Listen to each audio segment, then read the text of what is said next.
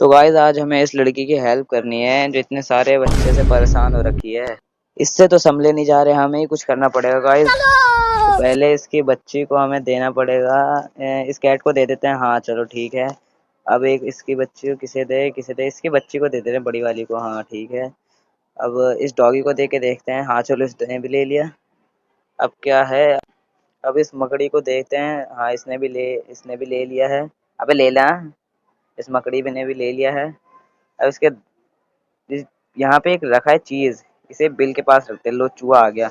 अब ये भी ले ही लेगा, इसे भी दे दिया है। अब क्या है, अब देखते हैं। हाँ इसके दादा दादी को दे देते हैं। इसके दादा ने ले लिया, इसकी दादी भी ले लेंगे। इसकी दादी ने भी ले लिया।